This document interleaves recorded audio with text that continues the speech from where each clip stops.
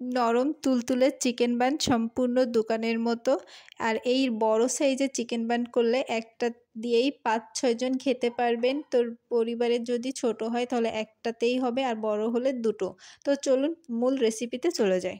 এর জন্য আমি প্রথমে ডোটা তৈরি করব। ১.৫ কাপ ময়দা দিয়েছি, দেব ১.৫ কাপ ময়দার সাথে ১.৫ চা চামচ ইস্ট, দিয়ে দেবো পরিমাণ মতো লবণ, আর ১ টেবিল চামচ চিনি, আর ১ টেবিল চামচ গুঁড়া দুধ। শুকনো উপকরণগুলো একটু মিশিয়ে নেব। তারপর এখানে ২ টেবিল চামচ তেল দেব।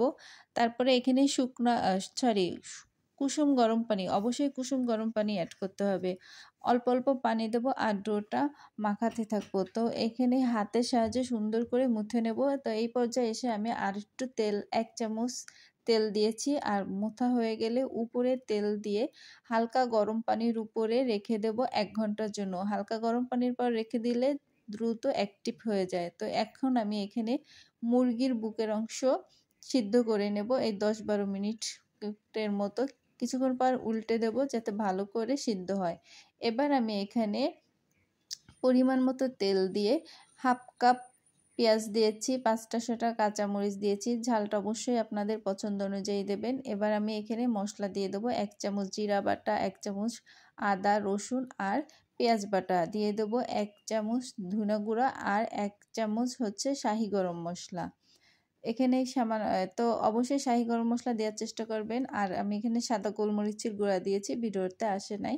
তো এখানে ভালো করে এটাকে নাড়াচাড়া করে একটু কষিয়ে নেব। আর এখানে আমি ১ কাপ দুধ দিয়েছি, লিকুইড দুধ। তো পরবর্তীতে আমি এখানে আরও ১ কাপ দিয়েছিলাম, ওটা ভিডিওতে আসে নাই।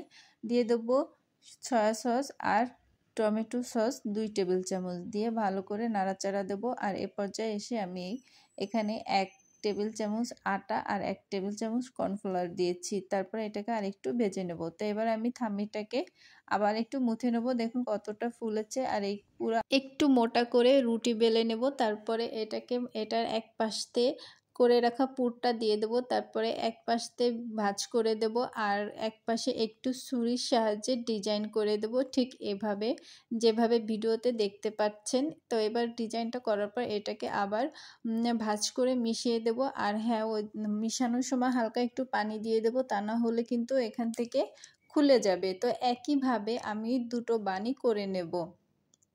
খুবই সহজ, যে কেউ চাইলেই করতে পারবেন। এবার আমি ওভেনের যে ট্রে থাকে সেই ট্রেতে কাগজের উপরে তেল ব্রাশ করে দুটো দিয়ে দেব। আর এর উপরে আমি ডিমের কুসুমটা দিয়ে দেবো, এতে করে কালারটা খুব সুন্দর আসে। আর তার উপরে সাদা তিল দেব, এটা সম্পূর্ণ অপশনাল, তবে এটা দিলে দেখতে অনেকটা ভালো লাগে।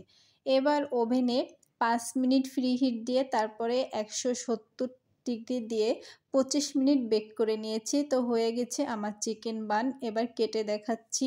তো একটাতেই আপনারা সন্ধ্যায় ৪ জন নিমেষে খেতে পারবেন, এত বড় সাইজেরই করা হয়েছে। তো ভিডিওটা ভালো লাগলে অবশ্যই একটা লাইক করে যাবেন।